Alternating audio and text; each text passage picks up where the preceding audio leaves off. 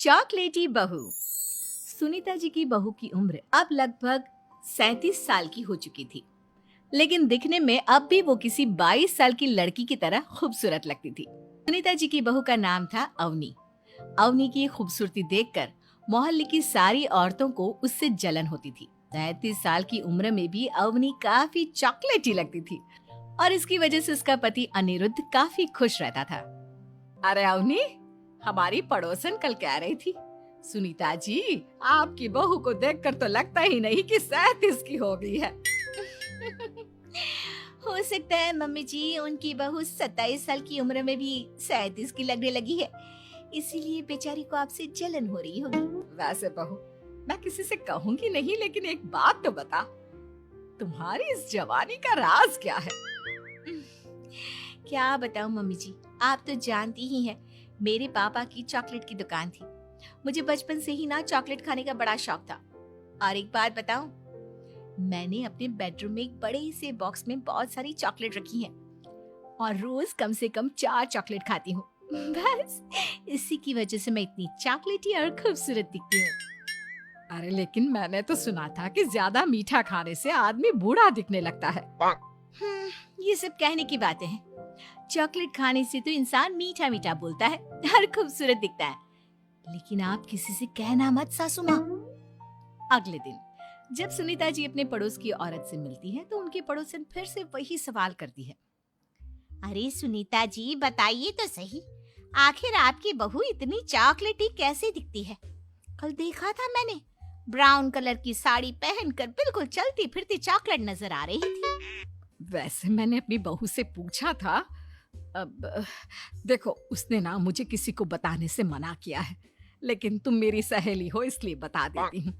अरे हाँ हाँ बताओ ना सुनीता बहन, मैं भी उसका नुस्खा अपना लूंगी और जवान दिखने लगूंगी। और मेरी बहू, वो तो 27 साल की उम्र में ही बूढ़ी होने लगी है, फिर देखना अपनी बहू से भी ज्यादा खूबसूरत दिखूंगी। मेरी बहू ने बताया था कि वो भर भर के चॉकलेट खाती है, लेकिन देखो तुम किसी को बताना मत। हाँ।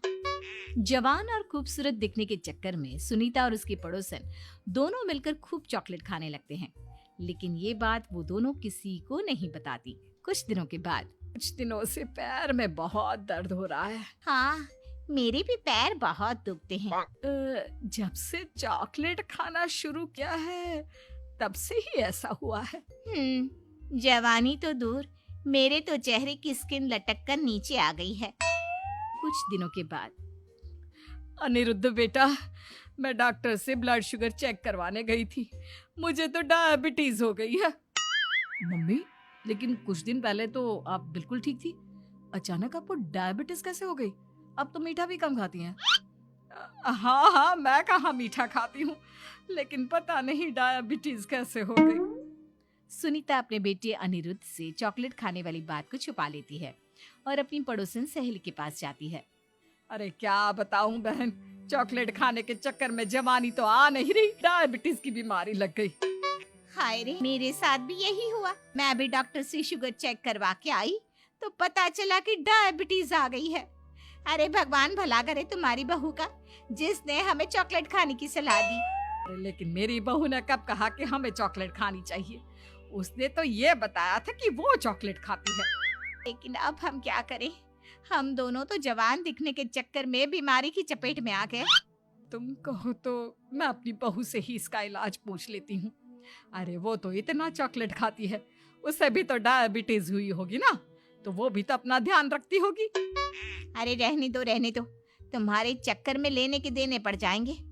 जानती हो, हमारे मोहल्ले की सारी औरतों को डायबिटीज हो गई है। अरे लेकिन उन्हें कैसे डायबिटीज हो गई? यह कोई छूत की बीमारी थोड़ी ना है।